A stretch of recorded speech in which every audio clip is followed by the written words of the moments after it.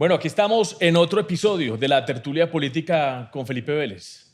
Aquí tenemos a un invitado, a José Obdulio Gaviria. José Obdulio, yo lo invité para que habláramos de política, que yo creo que es... Yo no sé hablar sino de eso.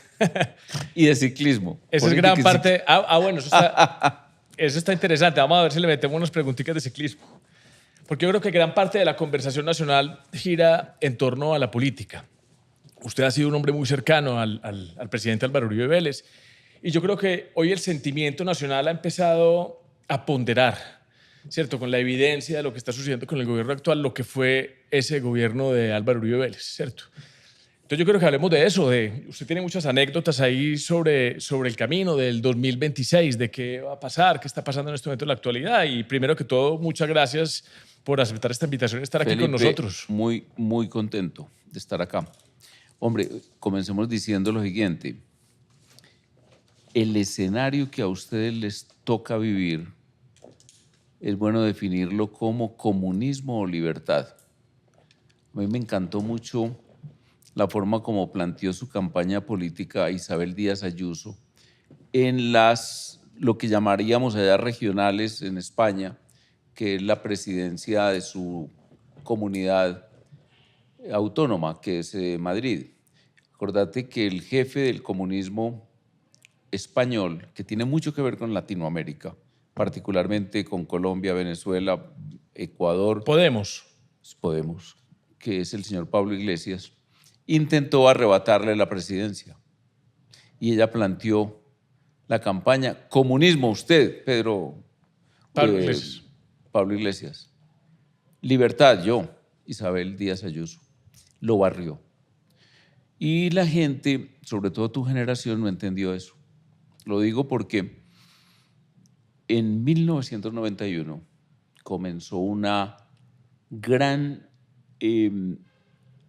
campaña y una gran estrategia del comunismo internacional por rectificar su política en América Latina. Eso tiene dos razones. La primera, la caída del muro de Berlín en el 89, que cuando hablo de caída del muro de Berlín es la disolución de todo el bloque socialista europeo. Polonia, Bulgaria, Hungría. la cortina de hierro. La cortina de hierro. Eso es de hecho, era la cortina de acero. ¿Y sabes quién Le cambié el nombre. lo dijo? No, Churchill. Churchill se está construyendo una cortina de acero. Un poeta muy bravo, Churchill. Y entonces cae en el 89, se derrumba físicamente, tumban el muro. Estamos hablando de comunistas al otro lado, Occidente, libertad y democracia. Y en 1991 se disuelve la Unión Soviética, que era la madre de la cortina de hierro. Entonces, pues en el 91 vos qué edad tenías, más o menos. 15 años. Exactamente. Yo te digo que ustedes no vivieron lo que fue el mundo socialista, no solamente irrumpiendo, sino expandiéndose. Y América Latina ha bloqueado en Cuba. No lograban avanzar más de Cuba. Entonces, en el 91, los dos grandes líderes del socialismo, del comunismo latinoamericano, fundan el Foro de Sao Paulo. Y la confrontación política... ¿Pero eran quiénes? ¿Fidel Castro? Eran Fidel y Lula. Fidel, Partido Comunista y Lula, de Partido Cuba, de los Trabajadores. Partido de los Trabajadores, que era el Partido Comunista de Brasil. Que les faltaba todavía mucho por llegar al poder. No, ya estaban a puertas, porque ellos llegan en el 2002 y estamos hablando en el 91, 10 años en la historia, no es realmente nada. Pero además era un cambio de estrategia. Y en eso Colombia era escenario principal. Entonces, el objetivo de Cuba, del socialismo del siglo XXI, del comunismo internacional, del Foro de Sao Paulo, era Colombia. Y eso después lo vimos en dos grandes documentos. El que primero sale a la luz es el Archivo Reyes. No sé si te acordás de él. No, señor. El Archivo Reyes es los computadores de Reyes. Ah, sí, claro. Tomados luego del bombardeo y muerte de él. Y entonces ahí se descubre toda la política del Partido Comunista de Colombia, hoy miembro del Pacto Histórico. Y otro gran documento que aparece en el 2012 por vía mía, es decir, a mí me lo entregan, que es el libro de correspondencia de Tiro Fijo, que son 1.200 páginas, que después la senadora Ramírez acepta que sí, que ella incluso era la editora del libro, y ahí está toda esa política. Entonces, Correspondencia con líderes latinoamericanos como Fidel Castro, como no, y Lula. órdenes, por ejemplo, hay 7 órdenes insistentes de matar a Álvaro Uribe Vélez, o hay la orden de matar a Álvaro Gómez Hurtado, y la celebración cuando logran coronar ese crimen, o comentarios donde aparece. ¿Sabes cuál es uno de los grandes personajes del libro de correspondencia de Tiro Fijo? ¿Quién? El señor Santos, Juan Manuel Santos, totalmente comprometido, aliado, concitado, no sé si el verbo sea útil para esa figura, en un proceso de paz. De hecho, como ministro de Hacienda del gobierno de Pastrana, antes. No, antes del... O sea, él intentó ser presidente en el 98, no pudo hacerlo. Le ganó la candidatura del liberalismo el señor Serpa, pero el, diéramos, esqueleto del proceso de paz de Pastrana lo elaboró Santos. Y ahí está en el libro de... Bueno, yo noté muchas cosas de lo que usted me dijo aquí del tema de Churchill, porque hablando de ese sentimiento nacional yo creo que empieza a ponderar lo que significó Álvaro Uribe. Hay un tema en la historia muy importante y Churchill ganó, yo creo que la que fue la guerra más importante de la historia reciente de la humanidad, que fue la Segunda Guerra Mundial, ¿cierto? Fue el que puso una línea para que Hitler no pudiera arrasar con esa política de apaciguamiento. Y rápidamente, después de triunfar y de salvar a Europa, de salvar, digamos, al mundo occidental, fue derrotado en las elecciones locales, ¿cierto? Algo similar aquí. Inmediatamente. O sea, todavía... Algo similar acá ocurrió con Álvaro Uribe, que a pesar de que recuperó el país, que lo volvió viable otra vez, rápidamente cayó en una narrativa que lo arrinconó y lo hizo perder mucho de su popularidad, de lo que había conseguido. Imagínate que Churchill recibe la noticia de su derrota reunido con Truman, ya había muerto Roosevelt, con Stalin y él. Y dijo, yo ya no soy el que lo represento aquí. Increíble, increíble, porque era el héroe de la humanidad. No el héroe de la Unión, del Reino Unido, era el héroe de la humanidad. Y además él fue el gran constructor de la victoria contra Hitler y en cierta forma, y muy conscientemente y muy tristemente para él, el gran constructor de la alianza con quien iba a invadir la mayoría del territorio europeo, que era la Unión Soviética, es decir, Stalin. Y sí, Stalin estaba en la reunión de Potsdam. Bueno, ahí de esa salimos. Aquí dejo anotados los computadores de Reyes para ir más adelante sobre ese tema. Y empecemos un poquito como... Pero vea, sí. Se lo digo a usted que va a ser jefe político tanto tiempo, pues yo estoy en una etapa precremación. Entonces yo veo la política, cierto, con cierta displicencia también respecto a mí, no respecto a mis hijos y a mis nietos, pero es muy importante que tengan presente eso, hay un enemigo. La política es de enemigos, no se asuste nadie con eso. De hecho, hay un gran pensador que fue un tipo muy denostado porque la verdad es que colaboró mucho con el régimen nazi, que es Carl Schmitt. Y él sí le dijo a la humanidad y le enseñó desde el punto de vista de la teoría que la política tiene un elemento básico que es la enemistad, la confrontación, y eso no es malo. El problema ya es cómo se ejerce, ¿cierto? Porque los comunistas, por ejemplo, al afirmar que la violencia es la partera de la historia y que hay una condición de enemigos, dijéramos, que no irreconciliables, contradicción absoluta, contradicción irremediable, y que se puede dirimir o mediante la muerte o la prisión o la cancelación, entonces establecen un régimen dictatorial, autocrático, muy totalitario. Pero entonces ustedes lo que tienen que entender es eso, como lo entendió Uribe y como lo entendí yo, y por eso fuimos exitosos. Eso, pues Uribe, es muy sedicente yo hablar en primera persona plural, porque yo nunca ocupé un cargo público ni nada de eso, pero si no se acepta ese hecho de que la gran confrontación es X, por ejemplo en este caso, el socialismo del siglo XXI, el Foro de Sao Paulo como organización, como materialización de esa idea del socialismo del siglo XXI, ustedes comienzan a dar primero traspiés y bandazos y no entienden quién es el amigo natural, quién es el enemigo, quién puede ser el sector neutral, ganable, etc. Nosotros sí siempre fuimos muy conscientes de que la confrontación era con el Foro de Sao Paulo y con el socialismo del siglo XXI. Y es una pelea como en términos de poder.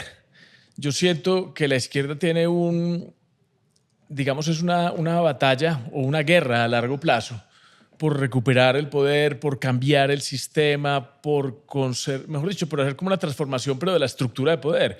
Y yo siento que a veces esa puede ser la trampa de otras perspectivas o de otras ideologías, llamémoslo así, que lo que buscan es transformar las realidades sociales, ¿cierto? Solucionar problemas y se pierde esa batalla que propone, digamos, la izquierda. Ellos no cesan en esa batalla. Y eso tiene una palabra básica, clave, la libertad. Entonces, el comunismo es ante todo el conculcamiento de las libertades públicas, o sea, de las personas, expresión, pensamiento mismo, movilización, poner un mundo de reglas, etcétera, y de regulaciones. Pero ante todo, la libertad económica. La libertad económica es antagónica al pensamiento socialista.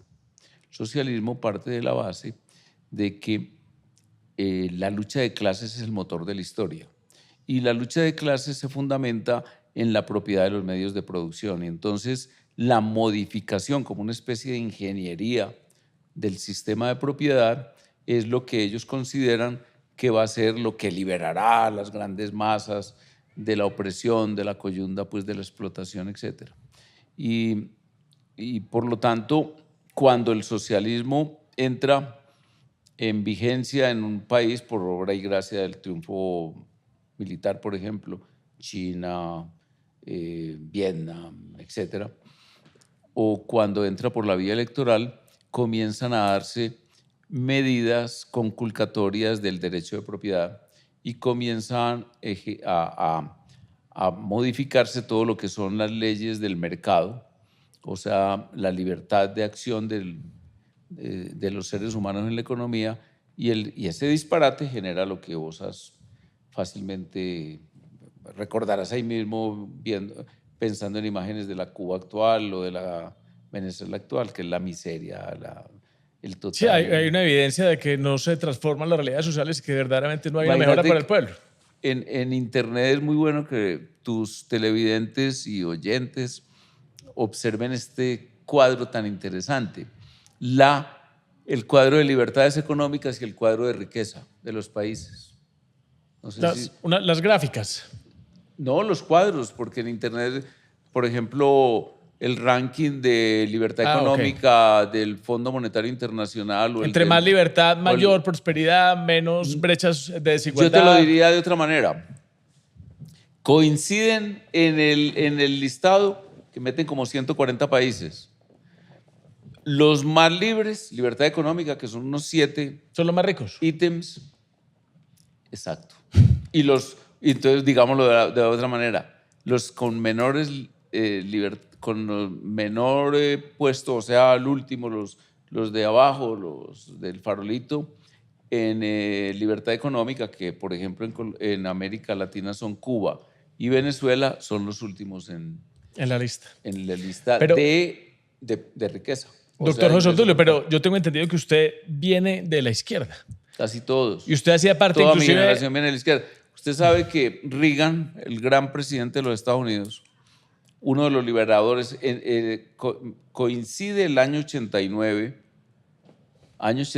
caída del muro de Berlín, como te dije, 89, 90, 91, fundación del Foro de Sao Paulo, con 4 grandes líderes de la humanidad, 4 nombres extraordinarios. El primero, por jerarquía moral, Juan Pablo I. Juan Pablo II. Juan Pablo II. Porque Juan Pablo I duró 30 días apenas. Margaret Thatcher, Helmut Kohl. Margaret Thatcher y Reagan. Bueno, y obviamente Lech Walesa, que era el jefe del sindicalismo anticomunista en Polonia. Era anticomunista. Yo pensé que era un movimiento de izquierda. No, era Solidaridad, era un movimiento católico muy unido al pensamiento del Papa. El Papa también era polaco.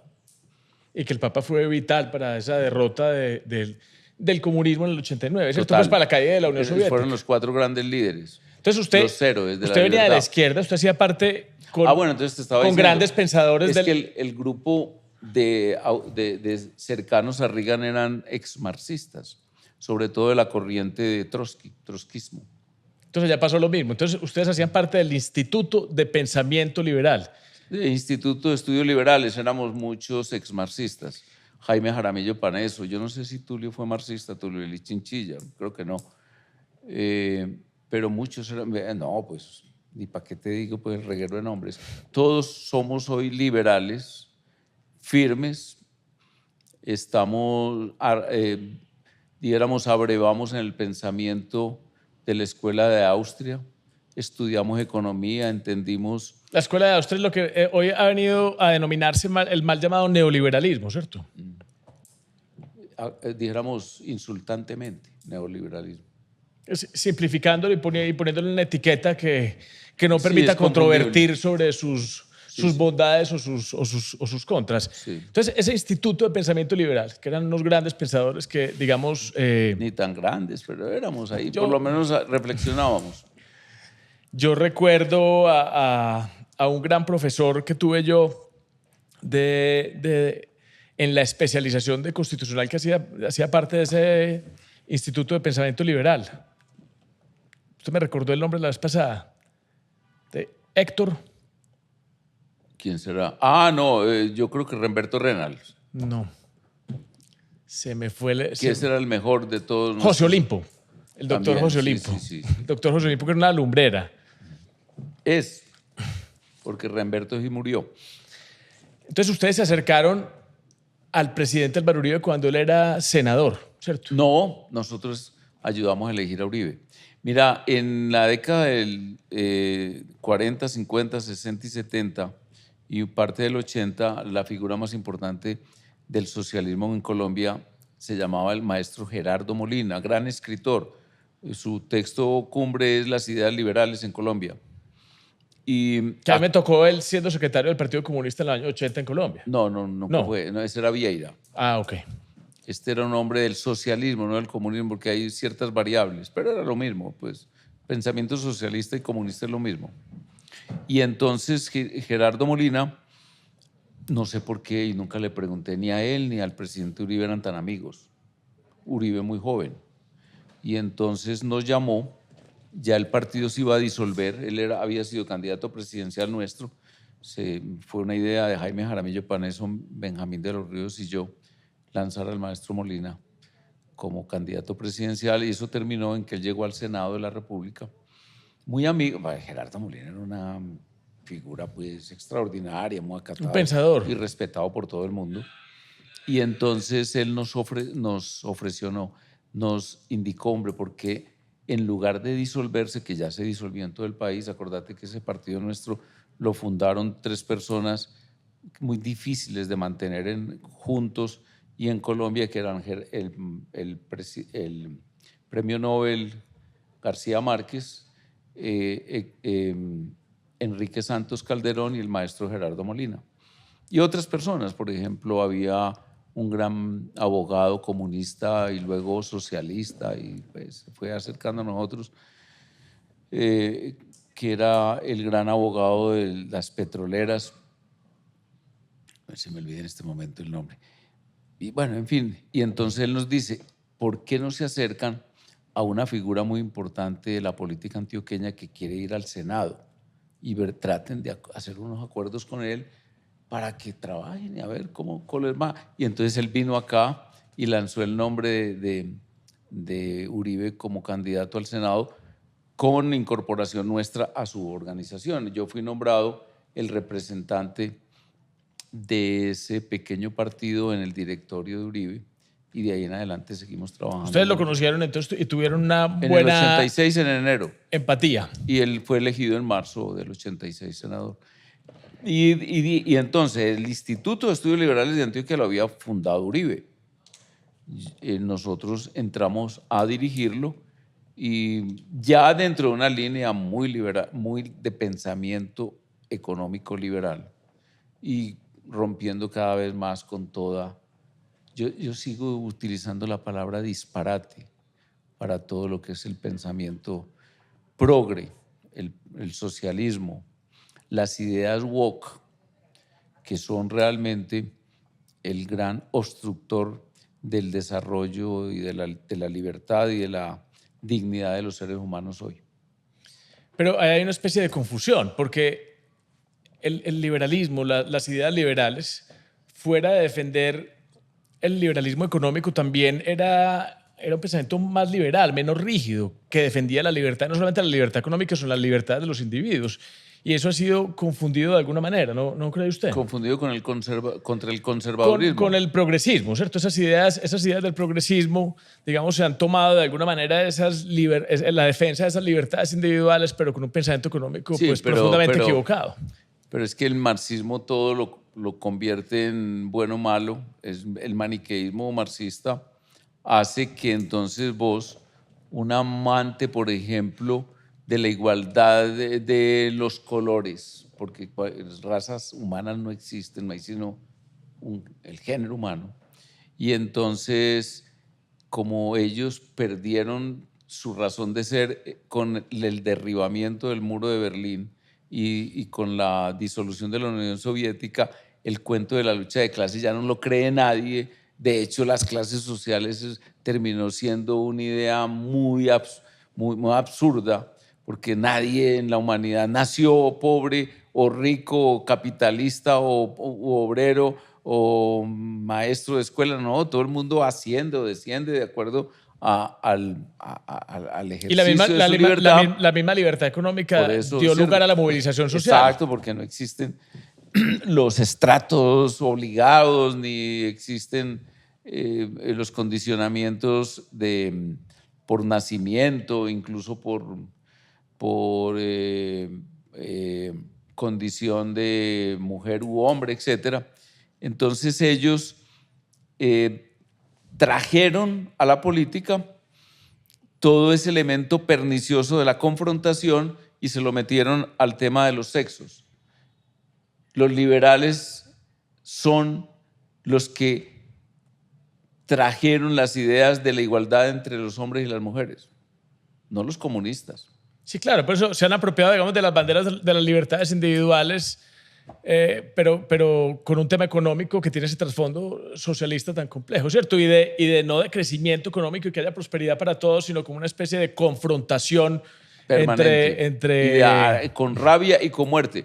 Ahora en los Estados Unidos se está produciendo, estamos hoy grabando en el 20 de septiembre del 2025. En esta semana, en los Estados Unidos hay un gran debate, bellísimo para mí, que ojalá termine con cárcel de mucha gente por bellaca. Y es que, ¿cómo te parece que el gran dirigente liberal joven Kirk, asesinado con un balazo aquí, en la aorta? Entonces ocurre ese hecho y hay más de 20,000 personas que están totalmente identificadas en sus redes, no perseguidas, y te acordás que dicen ahora que es que me están perfilando. No, gente que habló en sus redes sociales de manera pública y que están en el club campestre o en identificables, que no me vengan con ese cuento, celebrando el asesinato por sus ideas. Pues, doctor Obdulio, no hay que ir tan lejos. Lo mismo sucedió aquí con Miguel Uribe de Turbay, que en paz descanse. ¿Cierto? Gente que celebró eso como si no fuera un ser humano como ellos mismos, ¿cierto? Entonces, los norteamericanos en el gobierno y con el apoyo de la justicia, ¿sabe qué están haciendo?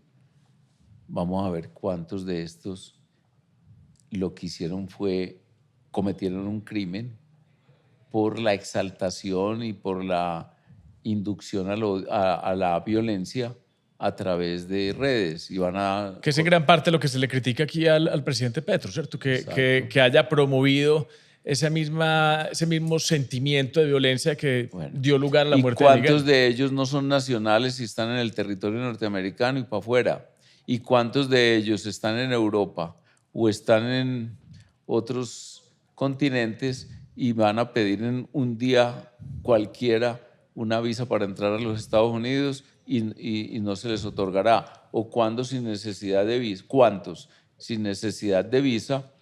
Como por ejemplo los europeos, la mayoría de los de la Unión Europea no necesitan visa para entrar a Estados Unidos, llegan a un puesto de control en un aeropuerto y se les dice, señor, no es bienvenido. Yo estoy totalmente de acuerdo con eso y eso no es ser totalitarista ni ser enemigo de la libertad de expresión, ser enemigo del odio como un sistema de acción política. Bueno, doctor Jesús Duilio, voy a volver al tema del presidente Uribe. A mí me tocó casi que durante toda mi etapa en la universidad, inclusive me tocó cuidarlo en el ejército. A nosotros nos tocaba prestar un servicio que se llamaba seguridad del gobernador. Y me tocó casi todo ese primer, segundo y tercer año de derecho, la gobernación del presidente Uribe. La verdad fue muy inspiradora, ¿cierto? Las defensas que él hacía de temas regionales, inclusive ante la Corte Constitucional, ¿cierto? Con una gran solvencia, la defensa del Estado comunitario. Fue una elección cerrada, esa que lo llevó a ser gobernador, pero después estábamos en medio de un proceso de paz tan complicado, con un país casi que sumido en los mismos problemas que hoy vemos que se están repitiendo, y empezó esa candidatura presidencial del 2002. Yo creo que el entonces candidato Álvaro Uribe Vélez tenía el 2%, si mucho, en las encuestas.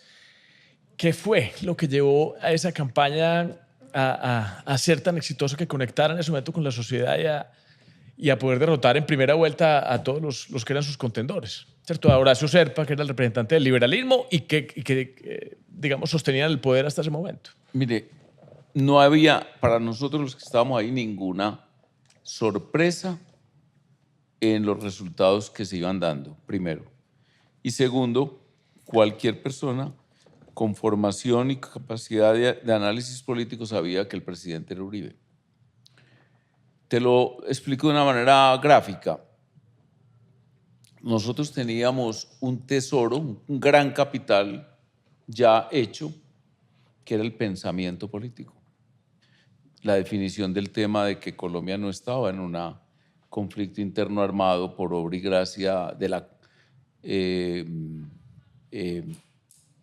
injusticia, por ejemplo, de los pobres, de los ricos contra los pobres, de que nuestro principal problema no era la desigualdad, sino la pobreza, que nosotros teníamos necesidad de confrontar al terrorismo y no a una fuerza insurgente que luchaba por causas justas, que esto no era un conflicto social y político armado que se resolvía con diálogo y con negociación, sino una organización terrorista con mucho dinero, producto de una actividad criminal como el narcotráfico y otra peor, el secuestro, y que por lo tanto lo que había era que poner en cintura a esas. Y eso se ha demostrado hasta la saciedad. Y le quiero poner un ejemplo.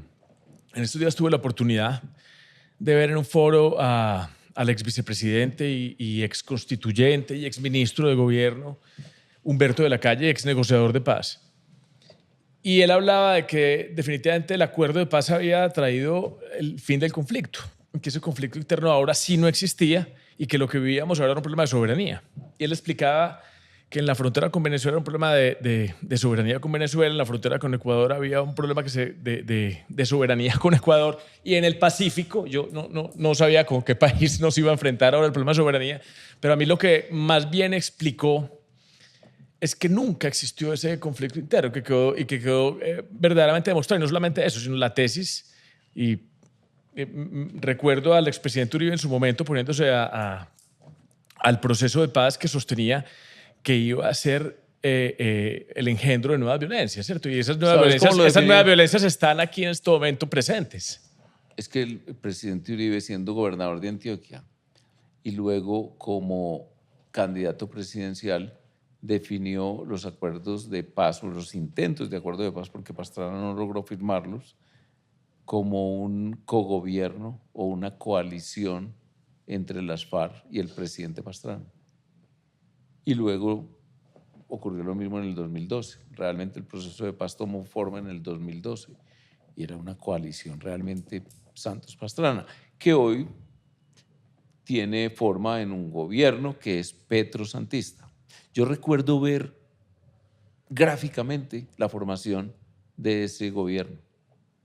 Resulta que yo estaba en la comisión primera y por obra del destino yo tuve 6 meses de incapacidad. Y yo cuando salí de la comisión primera para mi operación o mis operaciones, yo salí en una correlación de fuerzas favorable al gobierno de Duque, en donde nosotros ganábamos las votaciones de la comisión primera. Esto estamos hablando año 2019. Y cuando regresé, oiga lo que vi, le cuento lo que vi. Sentado a mi izquierda y al fondo, Petro. En la comisión primera. Comisión Usted primera. compartió comisión con Petro. Sí, sí. Personaje siniestro, ignorante hasta el, digamos, y soberbio. Y el soberbio ignorante es peor que el ignorante que es más o ¿Qué menos sabe que es humilde, ignorante? o Porque al humilde, menos o aprende. calladito. Y estaban acompañados ya por los siguientes personajes. Partido de la U, Roy, Benedetti y Roosevelt Rodríguez. Partido Cambio Radical, el señor Temístocles Ortega. Partido Liberal, Luis Fernando Velasco, y un conservador. Y yo comencé a decir, y comencé a escribir y a decirlo en el Congreso: estamos perdidos. El próximo gobierno es el de Petro, desde el año 2000. Y todos terminaron, hasta Temístocles le vota a Cambio Radical en contra de la votación de bancada. Entonces de ahí nació el concepto petrosantismo. Esos eran los 7 santistas más importantes del Congreso, no solamente de la comisión, del Congreso. Y pues, si los más importantes están con Petro, quiere decir que Santos está con Petro, petrosantismo. Y entonces, pues en esas circunstancias iba a ocurrir lo que ocurrió ahora. En el petrosantismo, la fuerza principal no es Santos. Él es el principal, por responsable político. La fuerza principal es el socialismo del siglo XXI. Imagínate que hoy ellos quieren conformar un partido de gobierno, porque ellos tienen un mundo de partiditos. Y acaba de salir el proyecto de decisión o de resolución o de fallo del Consejo Nacional Electoral. Que yo no sé cómo se llaman en el Consejo Nacional Electoral los fallos, si son fallos, creo que sí, o no son sentencias.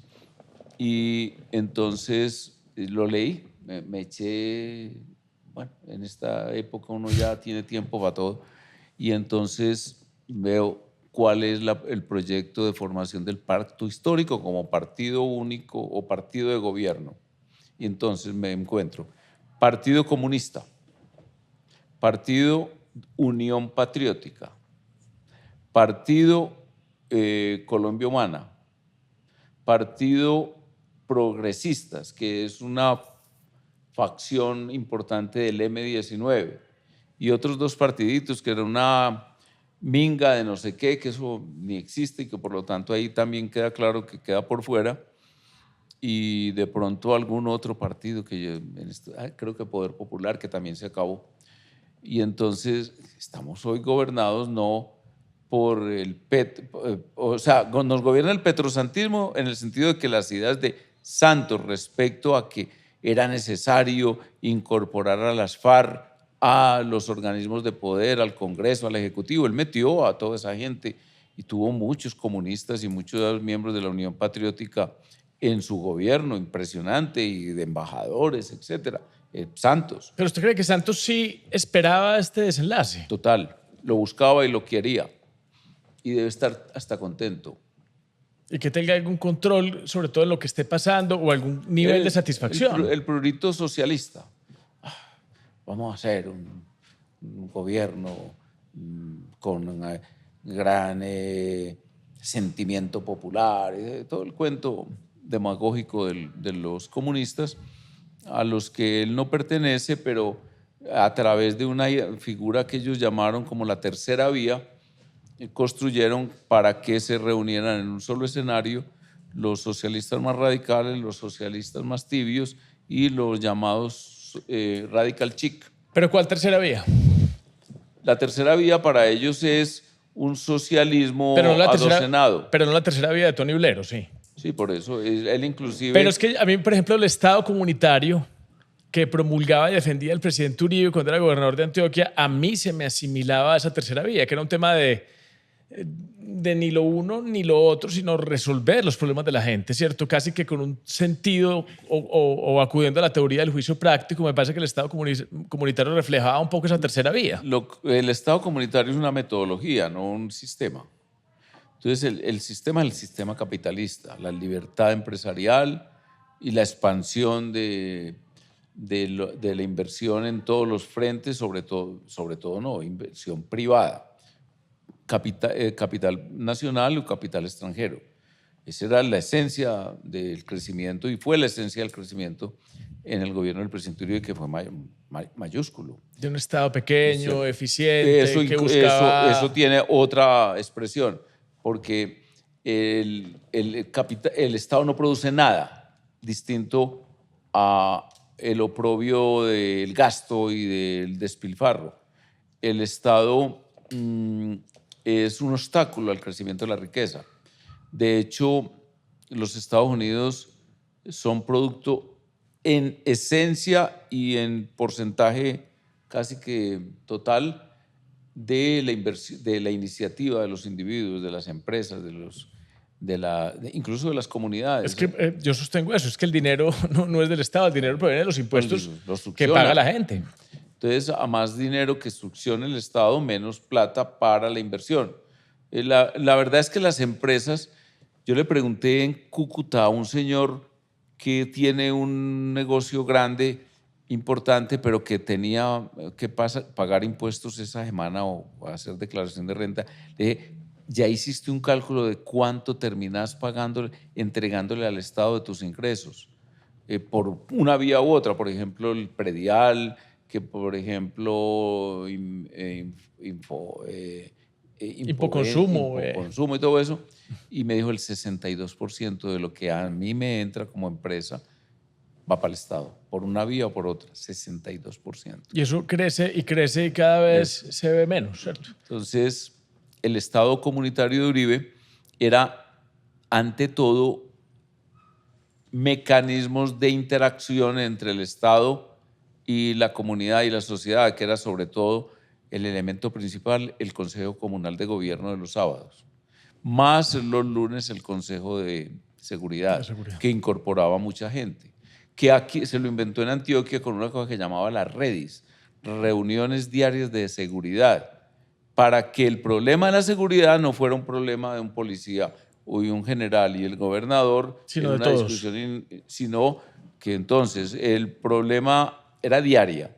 Entonces vienen los de la ceja, y los de la ceja son 10 personajes, un empresario, un jefe de la acción comunal, el alcalde, que el secretario de gobierno, que el comandante de la policía de allá, que el comandante de la policía del Oriente, que el director de fiscalías de allá, que el director de la oficina de la Procuraduría, que el director de la Contraloría. Eso eran unas 20 personas, como mínimo, diario, en esa mesa grandotota que vos conocés, de vidrio muy bella.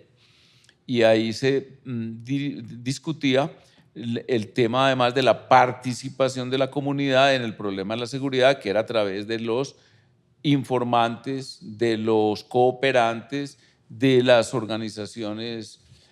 ¿Sabe una cosa de Estado comunitario que vale la pena recalcar?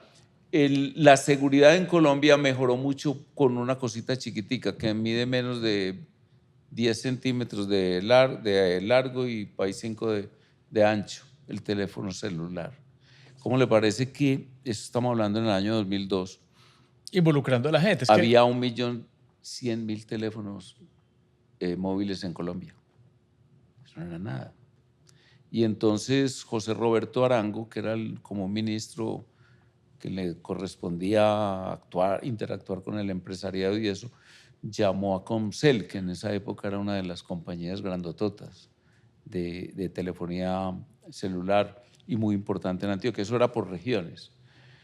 Y entonces le dijo, ¿qué vamos a hacer con la autopista Medellín-Bogotá, que no tiene señal sino comenzando Medellín, se pierde hasta Guarne, en Guarne aparece un poquitico otra vez la señal, luego se pierde por allá hasta Marinilla, en Marinilla aparece otra señal, luego ya Cocornapa abajo. No la vuelven a coger sino hasta La Dorada.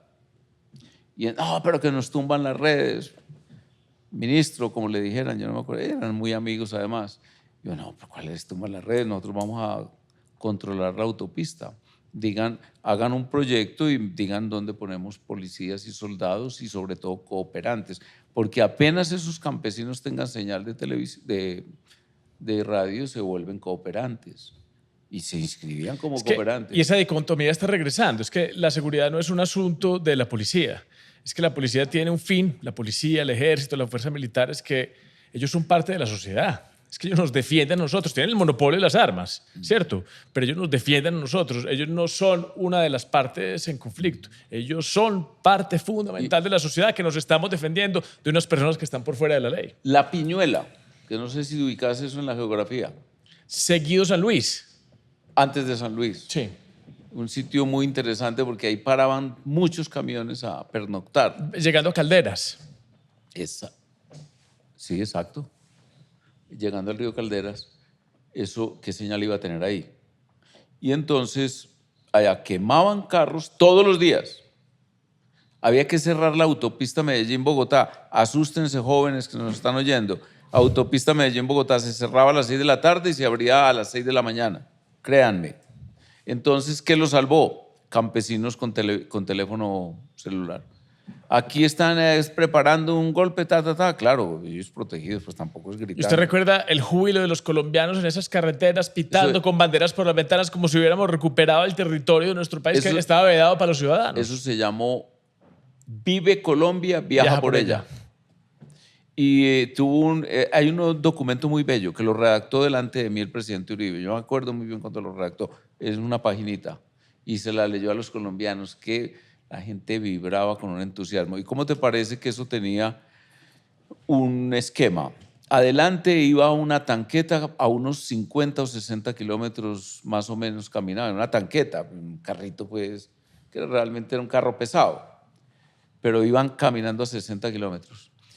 Atrás la caravana de carros. Estamos hablando de vehículos de turismo, pues no eran los camiones, porque los camiones no iban en esa caravana. Entonces estamos hablando de turismo. Vehículos particulares. Exacto. Atrás otra tanqueta y repartidos por toda la vía que estaba liberándose grupos de 10 soldados que además merecían, la gente paraba, les llevaba chitos, chocolatinas, hasta tragos supongo que les dejaban. Una felicidad. Es uno de los momentos más alegres de la vida colombiana, recuperar la libertad de transitar por Colombia. ¿Cuál fue ese momento que usted recuerda como con más sentimiento de ese gobierno, ese primer gobierno del presidente Álvaro Uribe? No todos, ese fue una belleza. Un momento así lleno de dificultad o de... Acuérdate que es que la posesión de Uribe tuvo 17 muertes al lado, que fue en el cartucho. Exactamente. Entonces, uno de los episodios que a mí me quedó muy marcado, porque él no invitó a nadie. Yo iba a trabajar en el gobierno como asesor, pero yo no fui a la posesión de Uribe. Fue una posesión sobria, sin ningún boato, no hubo trago, no hubo vino, no hubo nada. Pero así, porque de hecho él fue elegido en mayo del 2002 y digamos que fue el domingo 10, no me acuerdo porque fue en primera vuelta. El único presidente que ha ganado en primera vuelta 2 veces es Uribe. Y el único que ha mantenido imagen favorable durante todo el periodo, los 2 periodos. El promedio de él es 73%, por eso lo medía Inbamer, y llegó a topes del 86%. Bajó, lo que más bajó fue a 68%. Ningún otro presidente, de hecho todos los presidentes han tenido imagen favorable negativa en su periodo. Pero el primero que se midió fue el presidente Gaviria en la mitad de su periodo, luego el presidente Samper, ni qué decir, el presidente Pastrana igual, el presidente Uribe es el único, y luego el presidente Santos y el presidente Duque y Petro han tenido imagen negativa. ¿Y por qué llegó Petro al poder? Petro llegó al poder porque llegó el socialismo del siglo XXI. Es que él no llegó.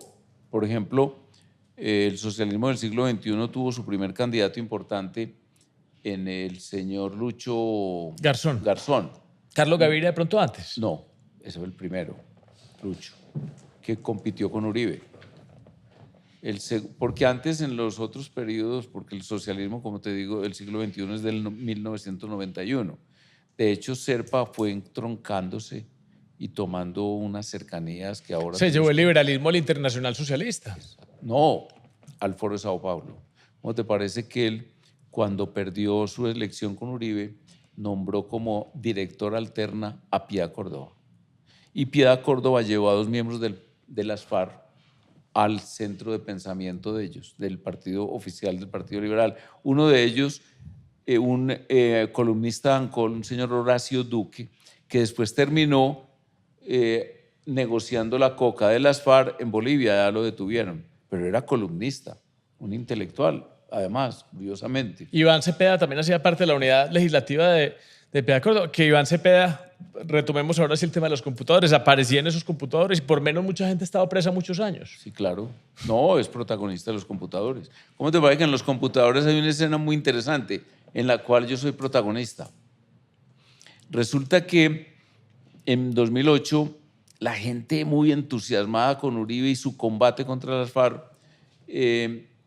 decide, porque estamos hablando de que el secuestro ya todo el mundo quería que eso terminara y odiaban a las FARC por secuestradoras y por malvadas, y entonces se convoca por parte de unos jóvenes de una manera muy espontánea la gran marcha o la gran concentración contra las FARC, que es el momento de encuentro más grande que ha tenido el país en toda su historia, más de 10 millones de personas.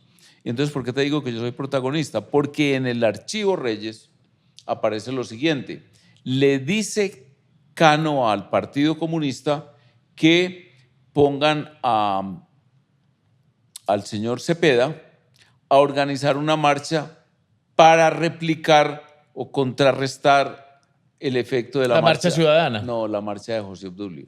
A la marcha de José Obdulio. Sí, que yo moví 10 millones de personas, dice el tarado ese, Cano. ¿Y cómo se llamaba Iván Cepeda en esos computadores? No, Cepeda. Es que ellos se sentían en gobierno, ellos creyeron que en el año 1998 habían llegado al poder. Ellos tomaron prácticamente la decisión de burlarse de Pastrana, de estrujar hasta el extremo la política y humillar a todo el mundo. Los hacían ir. El único dirigente nacional que no fue, pues yo no me incluyo porque yo no fuera dirigente nacional, ni nunca lo he sido, pero el único dirigente nacional que no fue, que rechazó cualquier invitación, que se negó a ir al Cagón, fue Uribe. El único. Dígame todos los nombres y todos están ahí. Pero por eso, entonces, ¿cómo un país que recupera otra vez la senda democrática, la senda del crecimiento, la confianza en sus ciudadanos, otra vez volvemos nosotros a caer en esa trampa? O sea, ¿cómo es Petro presidente nuevamente? Acordate la figura mitológica de la serpiente que le corta la cabeza y le nacen 7. Entonces, Uribe, yo creo que Uribe nunca hizo mucho caso de que el problema sí era el socialismo del siglo XXI. Yo inclusive le entregué un libro, me acuerdo muy bien, en el avión, que se llamaba así: El Foro de Sao Paulo contra Álvaro Uribe Vélez, editado en el año 2007. ¿Sabes dónde? En Caracas. escrito por un señor Alejandro Peña Escluso. Y yo me puse a leer el libro y pero evidente, el gran enemigo de estos tipos es Uribe. Ya estaban en el poder Lula y Kirchner en Argentina, y ya estaban en el poder el Frente Amplio en Uruguay y el cura o el obispo que manejó o que gobernó Paraguay. a Paraguay, Lugo. Y creo que ya estaba elegido también Evo y Correa en Evo. Entonces Uribe tuvo que haber dado... Persistido. No, él sí persistía, pero primero que no podía haber reelección, porque si hubiera habido reelección, pues bueno, la cosa hubiera una segunda reelección, o sea, la del 10. Y luego que no hubo un gran congreso que consolidara y oficializara nuestro pensamiento político. Porque la verdad es que nosotros elegimos a este señor Santos, pero nosotros nunca hablamos con él en plan de congreso ideológico, en plan de plataforma política, en plan de defensa de unas instituciones creadas nuevamente, prácticamente nacidas del gobierno de Uribe, que partían del hecho de que el terrorismo había que derrotarlo. Pero entonces yo le hago una pregunta a usted, y siento que eso le pudo haber pasado en su momento al presidente Uribe, y hablábamos de eso al principio. O sea, uno resolviendo los problemas de la gente, transformando la vida de la gente, y de pronto esa fue la ilusión que tuvo el presidente Uribe, se acababa ese fantasma de un comunismo queriendo alcanzar el poder a toda costa. Y eso nunca pasó. Sí, pero entonces elegimos a un enemigo nuestro, elegimos a un aliado de ellos. Imagínate esto, yo me salí en el 2009 del gobierno. Del gobierno no, yo nunca estuve en el gobierno, de hecho, yo era asesor pagado por la ONU primero, y luego el mamertismo logró que la ONU dijera que ese anticomunista y ese perverso personaje no podía ser de la ONU, y entonces me pasaron para otro instituto, que yo ganaba una cosita ahí chiquita. Realmente yo era como una especie como de casi que ad honorem. Y entonces el hecho es que nosotros elegimos a este señor, no conocíamos sus antecedentes del libro de Tiro Fijo, que era un aliado de ellos al nivel de Leiva. Su íntimo amigo era Leiva, imagínate. Y nosotros entonces lo elegimos, y el señor inmediatamente desmonta todo el proceso de confrontación y lo transforma en el proceso de solución negocial por conflicto social y político armado. Es decir, todo lo contrario en nuestro pensamiento. Y además ya tenía una punta de lanza en el gobierno. No sabía, yo no lo sabía por lo menos. No sé si el presidente ya se había enterado. Un señor Fran Perc ya lo había nombrado en reemplazo de Luis Carlos Restrepo, quien se había retirado conmigo del gobierno, no porque estuviéramos enemigos, sino porque queríamos hacer política. Pero Luis Carlos era el único de nosotros, de todos nosotros, incluye al presidente de la República, que sabía que el señor Santos era un socialista camuflado, un hombre que tenía un proyecto político que era negociar con las FARC y no seguirlas enfrentando. Yo le voy a decir mi lectura como ciudadano, y no sé si sea muy ingenua. Y porque yo creo que también el colombiano de a pie necesita entender estas teorías sin que suenen mucho a teoría de conspiración, sino un poquito más en temas de realidad sostenible a largo plazo. Y es que yo creo que lo que pasó con Santos, digamos, sí usurpó o utilizó, digamos, toda esa popularidad que tenía el presidente Uribe para hacerse elegir con sus banderas. Él le dio unos golpes contundentes, sobre todo con Juan Carlos Pinzón como ministro de Defensa a las FARC, casi que las últimas, pero decidió en su momento de pronto buscar más su gloria personal. Y yo creo que ese giro, vuelvo y le digo, esa es mi teoría como ciudadano, a ver a usted qué le parece, intentó dar un giro para buscar su gloria personal, buscar un Nobel de paz, hacer la paz y que verdaderamente sea una paz sostenible, y que el país, con las mejoras y con el impulso que había tenido, pudiera seguir con una senda otra vez de crecimiento económico. Pero yo no sé si él sí estuviera al servicio de ese socialismo. Claro, Y no lo tenga la menor duda, léase el libro de... De Sandra Ramírez. No, hombre. Pues Bueno, Sandra Ramírez es la que lo... De tiro fijo, evidentemente. Yo después hablé con protagonistas de esos hechos. Por ejemplo, Mario Flores, que fue también colaborador en el gobierno del presidente Santos, en el de Pastrana sobre todo.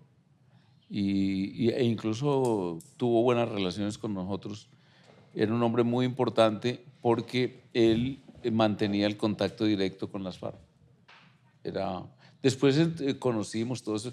Hay un libro de un personaje del Valle del Cauca, yo nunca me he podido aprender el nombre de él, que es el que abre el proceso de paz, comillas, que es el proceso de entrega o de negociación, claudicación o de cogobierno entre Santos y las FARC. Y él narra todo, claro, nosotros éramos, ¿cómo te diría? ¿Cuál es el nombre del tipo que no tiene? Ingenuo, que no ve lo que está pasando ahí detrás, como una especie de ¿qué? Yo no sé, será ingenuidad o brutalidad más bien, diría yo. Pero todo eso lo han narrado. Es un personaje del cooperativismo del Valle del Cauca, él escribió... ¿Pero cuál? ¿El que entregó el reloj en el momento de Pastrana? No, ese no no, es. después en el gobierno de Santos. En el gobierno de Santos, y él escribió... Que Santos empezó a dar unos giros en el discurso de que él tenía la llave de la paz. Sí. Era totalmente contrario a todo. Mejor dicho, desmontó todo. De hecho, la Operación Jaque, que es durante el ministerio del presidente Uribe, el ministerio de Santos, tenía a Santos, adivina dónde, en el momento en que se estaba ya poniendo en marcha digamos, todo lo planeado durante tantos meses, que es bellísimo, que es una muestra de inteligencia, de valentía, de ingenio, de movilidad. De arrojo, de tomar riesgos. De riesgos, etcétera. Y sobre todo que haya tomado riesgos que no han salido tan bien, como lo que pasó aquí con el gobernador. Exactamente. Esto era superando todo. ¿Sabes por qué? Porque ya los archivos Reyes le dieron a inteligencia todos los, dijéramos, las señales y dijéramos, los secretos del comportamiento de ellos. Cómo manejaban la radio, a qué horas entraban, a qué horas salían, de cómo hablaban, etcétera. Y entonces todos ellos montaron todo. Entonces todo eso se hizo a espaldas del ministro de Defensa de ese momento. Desconociéndolo. ¿Sabe quién era el hombre ahí? ¿Quién? Pinzón. Pinzón era viceministro. Sí, es que todos eran viceministros, hasta Santos. Que Santos no tenía ningún papel. El presidente era el que dirigía toda esa política. Y tenía mucha ascendencia sobre esas fuerzas militares, que les devolvió la moral, el orgullo. Total. Es que yo creo que eso es muy importante, tener un presidente o tener un líder que le dé moral a las fuerzas militares, porque es que usted se está arriesgando la vida. Y si esa persona que está ya representándolo, usted no le da esa moral de que usted arriesgue su vida, yo creo que eso es, y si uno no cambia todo. Respeta obras y vidas y personalidades como la del general Ospina, como la del general Montoya, etcétera, no, pues ¿qué acción va a hacer? Y Santos no lo respetaba. En cambio, Pinzón, pues a él le nacía por ser hijo de un coronel. Y además conocer íntimamente todo lo que era la fuerza. Entonces, yo siempre vi a los, no ir respetándolos, porque hay unos ministros como, por ejemplo, Jorge... Enrique Uribe. No es Jorge Enrique, Jorge Alberto. Jorge Alberto Uribe, perdón. Es un hombre muy importante, pero digamos una visión macro como de todo el tema de la seguridad, pero el presidente Uribe actuando. El presidente Uribe tenía relación directa con todos los... ¿Era su tema?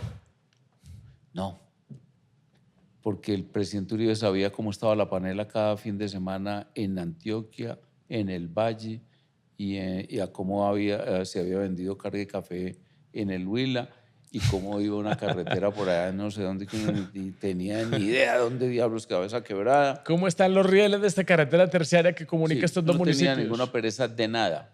Y los domingos, ¿sabe a qué los dedicaba? O sea, como te digo, los sábados completicos al Consejo Comunal de Gobierno, que era lo del Estado comunitario.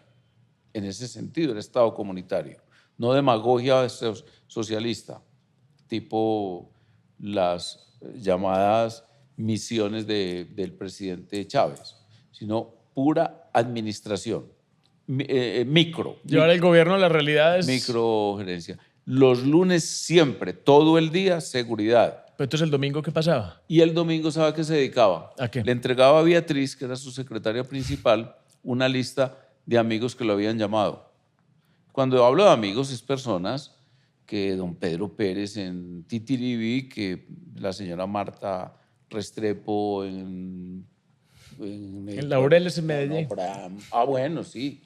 O de todo, de Neiva, y que de Caquetá, etcétera, etcétera. Y entonces, el mejor organismo del Estado colombiano, la mejor oficina del Estado colombiano, o el mejor grupo de seres humanos del Estado colombiano, adivíneme dónde está. En el despacho de la presidencia. El conmutador de la presidencia de la República. Son unos tipos impresionantes, de 24 horas, no descansan. Y entonces le entregaban la lista, le entregaban los teléfonos, y a partir de ese momento iban pasándole. Entonces el domingo empezaban a devolver llamadas. A devolver llamadas, y ellos dejaban señalado quién. Y eso era el otro día en Colombia, toda parte, el rumor de que me llamó el presidente de la República y que hablé con Álvaro y que no sé qué. Y él pregunte, y entonces tenía mucha percepción de si el secuestro sí estaba disminuyendo en tal parte donde era grave el secuestro, si las carreteras que se habían prometido en tal parte, porque tenía un ministro también que eso no descansaba un minuto, que dejó prácticamente pensado todo el sistema de vías, sobre todo en Antioquia. Yo creo que una de las grandes frustraciones de los antioqueños fue el fin del gobierno del presidente Uribe y la muerte de Andrés Uriel. ¿Cómo te parece que el presidente Uribe tenía una cosa que yo nunca compartí, y era como cierta vergüenza de ser tan favorable a los intereses antioqueños? Y entonces él no le gustaba que se metiera demasiado, pues que todo fuera para Antioquia. La verdad es que mantenía relaciones con todos los alcaldes y gobernadores. Por ejemplo, a Antonio Navarro le tocó ser gobernador con Uribe, y él mismo ha dado testimonio de que prácticamente hablaban semanalmente, pero sobre los temas del desarrollo de Nariño, que progresó muchísimo. Y entonces dejó organizado por fin, después de 8 años, todo el sistema de carreteras que vemos hoy que se están construyendo o se intentaban construir, que se llamaba autopistas de la montaña. Y entonces Andrés Uriel partía de la base siguiente: primero, túneles, y segundo, dobles calzadas, nada de vías de carril y medio. De carril y medio, sí, o de 2 carriles. Y entonces el mismo Andrés Uriel le dijo: presidente, ¿sabe cuál es la empresa más importante para la construcción de vías en Colombia? ¿Cuál, Andrés Julián? ISA, que lo estaba haciendo en Chile. ISA. ¿Y por qué ISA? Unos tipos que han interconectado al mundo con el sistema eléctrico, y miren las vías que tienen por allá en el sur. Pues aquí en Colombia, que es de donde nacieron y que más conocen, las hacen en un bolillón, y las hacen muy bien, y las hacen además con un sistema de concesión. Y entonces eso iba marchando muy bien, y el santo las paró. Yo tenía esa percepción, pero yo no sé, alguien a mí me dijo que inclusive participó en el gobierno que siguió, que esas autopistas tenían unas cuentas muy de servilleta, y que la reestructuración, o sea, que eso definitivamente le faltaba dinero, y que ISA de alguna manera obedecía, por ser propiedad del gobierno nacional, casi que a las órdenes del presidente, pero que a eso le faltaba un cierre económico, que eso dio lugar a la venta después de ISAGEN para financiar el cierre de las carreteras. Pero sí siento que el cambio de nombre era como un castigo también a que no se llevara ese gobierno que las engendró, las ideó, las planeó. Vea, le voy a mostrar que no. La vía de Medellín, que realmente de Las Palmas a Río Negro, es una idea de Andrés Julián. Año 1997, gobierno antioqueño de Uribe. Entonces todo eso se organizó, se le echaron cuentas, etcétera, etcétera. El presidente, bueno, primero una pelea con los ambientalistas, si se le puede llamar así, a los obstruccionistas del progreso. La teoría pues de la señora Vélez, ¿se acuerda? Irene Vélez, que la teoría del decrecimiento, que además la comparte el señor Petro. Y entonces, bueno, paralizado por ese lado. Comienza la... Pero hablemos de esa teoría. Qué pena hacerle una interpelación a usted.